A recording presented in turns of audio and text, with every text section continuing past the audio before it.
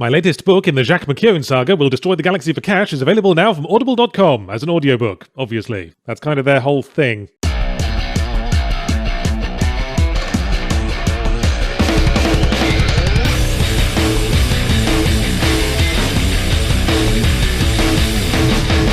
It was nice to see Call of Duty making the important first step of realising it had a problem. I mean, I could and indeed did point this out around the time they were hiring Kit Harington to play a space terrorist from Mars. No offence, Kit Harington, I'm sure you're a perfectly decent fellow, it's just that your presence often seems to be an omen of ill fortune. You're like a banshee, but with mouth breathing instead of shrieking. So Call of Duty put on its thinking cap and went, there's got to be some way we can get back to the times where people like us and give us lots of money, and that's when they realised the solution was staring them in the face. Of course, redo Call of Duty 4 Modern Warfare, but different. And then title it Call of Duty Modern Warfare. Wow, that is different. You took an entire numeral out of the original title. Better slow down your revolutionary zeal before you start decapitating French monarchs, Activision. No, but really, we're updating Modern Warfare to more reflect the shape of international conflicts today rather than how it was in 2007. Oh, okay. So the plot will mainly be about burly professional American soldiers getting pulled out of the Middle East because a dictator rang up the president and the president didn't want to look lame in front of the cool kids. No, of course it bloody won't. It'll be Middle Eastern terrorists and evil Russians, again. Except with a new mealy-mouthed Ubisoft-esque aversion to taking political stances, so characters will occasionally look to camera and go, boy, it's a shame how all these unflinchingly Saturday morning cartoon villainous Russians are reflecting badly on all those nice non-Skeletor-like Russians, none of whom we are showing you but do assuredly exist. Don't be fooled. This whole exercise is just an attempt at a second dip in the trough, marginally more sophisticated than the last attempt, the re-release of Call of Duty 4 but trussed up with micropayments and dangled from the ceiling like a party gimp. All talk of updating the franchise and bringing it to new heights was bold-faced porky pies because Activision know that the true audience for this game doesn't actually want innovation. They want the scene that happens at the end of the campaign where Captain Price, the amazing human Weetabix, literally reads off a list of named characters from previous Modern Warfare games, then winks to camera as if to say, you may now soil yourselves in excitement. As for the gameplay, pick up the gun and shooty, constant chaos, spunk gargle wee, ooh, why won't those meddling politicians let us murder foreigners as we see fit, wanky, spy on your neighbours, Patriot Act,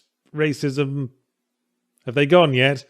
Have the Call of Duty fans heard enough and fucked off to buy it in droves yet? Right, serious question for the rest of you. Why are you here? Why are any of us here? Did you really expect to hear something interesting about the new fucking Call of Duty? It's like going to a baseball game and saying, yeah, all the hitting balls and running around a diamond is kind of boring, but maybe they'll do something different with it this time. I'm sick of talking about it. But now that you are here, expecting your Modern Warfare review, let's talk about Disco Elysium instead. That's right, stealth indie review. You just got lured into a shadow by a thrown object and contextual button neck snapped, motherfucker. You, the people watching sweary reviews about Call of Duty, are exactly the kind of people who need to hear about games like this, so listen up. In contrast to what you might think Disco Elysium is from the title, and what would that be, Yarts?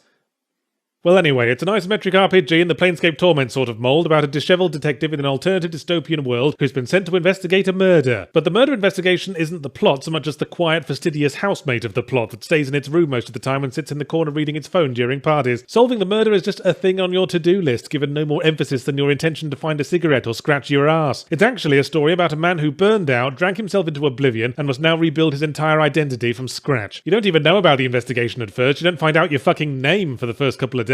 You start off in a trashed hotel room with no memory, having to pass skill checks to look at yourself in the mirror and get your tie down from a ceiling fan. So in brief, it's Planescape Torment meets Fear and Loathing in Las Vegas. And when I say skill checks, I don't mean rolling for strength or lockpicking. Where the fuck do you think you are, Gimli son of Gloin? Instead, you put points into rhetoric, conceptualization, savoir-faire, and various other aspects of personality, all of which have their own distinct voice in your head, ensuring that the main character has as much dialogue with himself as he does with other characters, and 2 times shitloads is a lot of shitloads, buddy. Yes, I should stress that if you're scared off by too much reading, then you'd better move along and get back to shooting scary foreigners, because Disco Elysium is wordier than an Ayn Rand monologue in a dumpster full of refrigerator poetry kits. Which is normally something that turns me off, and my eyes were glazing over as I skimmed through the 14th political debate with a passing milkman, but this might have been my fault for trying to see every dialogue for completeness' sake. Disco Elysium is a game that requires a shift in attitude. My usual instinct is to focus squarely on the main goal, because I've got deadlines to meet and puerile euphemisms to concoct, but this is a game for meandering and letting the pieces fall as they may. No following icons on mini-maps here, now it's all check out the building behind the crime scene, and there's like 5 buildings that could mean, so all you can do is bumble around. Sure, you could ask the suspects direct questions about the murder and listen to them recite their carefully rehearsed statements, but it's more fun to ask them how they know that physical reality exists, or what it is that makes the stars turn on at night, and watch them get completely thrown for a loop. So I eventually got into the spirit of things, spending my evenings drinking methylated spirits and arguing with road signs, in the game I mean, and found myself getting quite absorbed. It's a densely, fiercely intelligently written game, but the humour and weird tangents make it fascinatingly accessible. I I won't call it my game of the year. There's a lot that niggles me. The isometric world is very confusingly laid out and only becomes more of a slog to navigate as it expands. The way different clothing items affect your stats drags me back down to video game land. When I find I can pause the conversation when I see a skill check coming up, put on a Hawaiian shirt, Wellington boots and a coolie hat, and maximize my stat bonus. But these niggles are pointless because Disco Elysium is a bona fide work of art that elevates the medium of video games. No, it's not for everyone, but making games as broad as possible has long been the major part of the fucking problem. The reason why following mainstream releases is like watching a sausage making machine filling condoms with glue. Speaking of which, better get back on topic in case any Call of Duty fans decided to skip to the end. Ooh, pick up that grenade, rat-a-tat, rat-a-tat, strawberry jam on the glasses, Bay of Pigs, Iran-Contra, 70% on Metacritic, etc, etc, stick it up your fucking bum, Activision.